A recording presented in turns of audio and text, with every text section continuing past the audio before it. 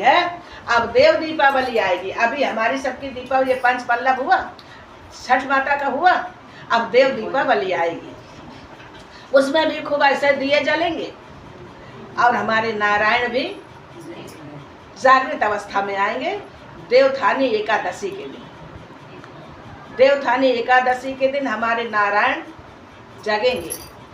देखिए कितना भक्तों का भाव है कि हमारे भगवान अभी तक खूब सोए हैं। कई महीना? 4 महीना।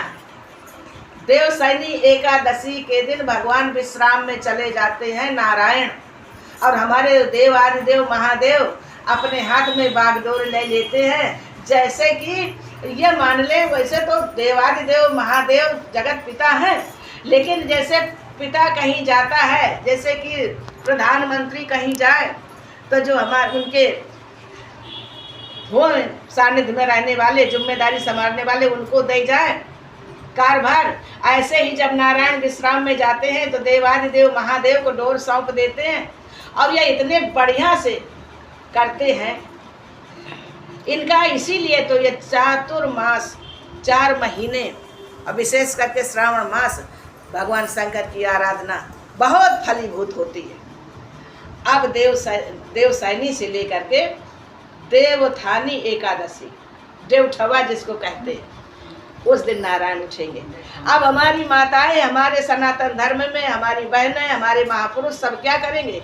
उस दिन किसानों की शकरकंदी खोदती हैं, खेतों से गन्ना कटते हैं, और नई फसल के जितने भी हैं चीजें, यहाँ तक कि हरे मिर्चा भी, हरी मिर्च को कोई भगवान का मिर्चा खवाइयो, हरे मिर्च भी उस दिन रखती हैं।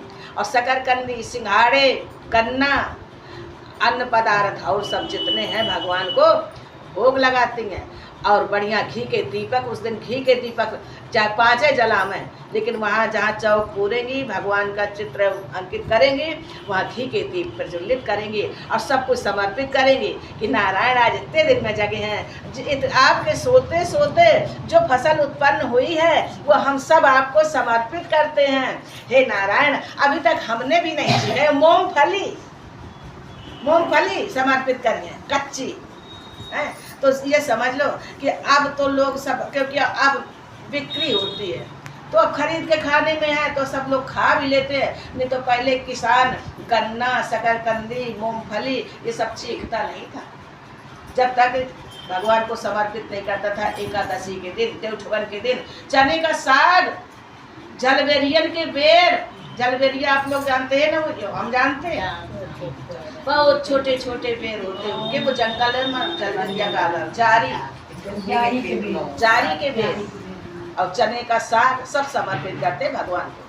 तो इस प्रकार से हमारे सनातन पर्व हैं। कोई सुने तो कहती है सनातन, लेकिन हमारा यही सनातन है कि हम जानते कि हमारा भगवान स्वीकार करता है, हम जानते कि भगवान हमारा प्रसाद पाता है, हम जानते कि हमारा भगवान सुनता है, हम जानते कि हमारा भगवान देखता है, हम मानते हैं कि हमारा भगवान चलता है, फिरता है, सोता है, जगता है, क्योंकि हमें विश्वास है कि हमारा भगवान हमारे सब काम करता है, हमारा भगवान सब कुछ करता है। हमारा भगवान निर्गुण भी है, हमारा भगवान निराकार भी है, हमारा भगवान साकार भी है, भक्तों के साथ चलने वाला भी है।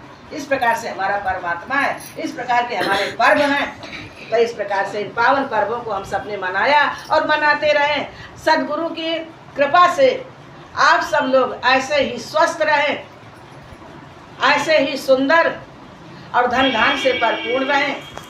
पति और पुत्रों की ऐसे हमारे सद्गुरु भगवान, हमारे परमात्मा नारायण, माता लक्ष्मी, छठ मैया ऐसे ही सुरक्षा करती रहें। सबकी गोदी हरी भरी बनी रहें, सबके घर ऐसे सजे रहें, क्योंकि देखने में जब अच्छा होता है तो सबको सुख मिलता है। सुखी व्यक्ति को देखो, हंसते व्यक्ति को देखो तो प्रसन्न हो जाओ, और रोते हुए को देखो तो भैया कोई ऐसा हृदय पत्थर होगा जो वह खुशियां मनाता होगा, नहीं तो दुखी व्यक्ति को, रोते हुए व्यक्ति को देख के रोना ही आता है। इसलिए सभी हंसते रहें, सभी मुस्कुराते रहें, सभी प्रसन्न रहें, सभी धन धान से संपन्न रहें, पति पौत्र से संपन्न रहें। ये पावन पर्व सबको मंगलमय हो, मंगलमय हो, मंगलमय हो। इन्हीं शब्दों के साथ वाणी का विराम देते हुए आप सभी लोगों के पावन पवित्र चरण कमलों में इस लक्ष्मी नारायण धाम के प्रारंभ में ऐसे ही हम सब आते रहे। नमन बंदन सबके, नमन बंदन, बार बार नमन बंदन। बोले सतगुरुदेव भगवान की जय हो। सात श्री सर्वभक्त। हरि ओम तत्सत, हरि ओम तत्सत। नमो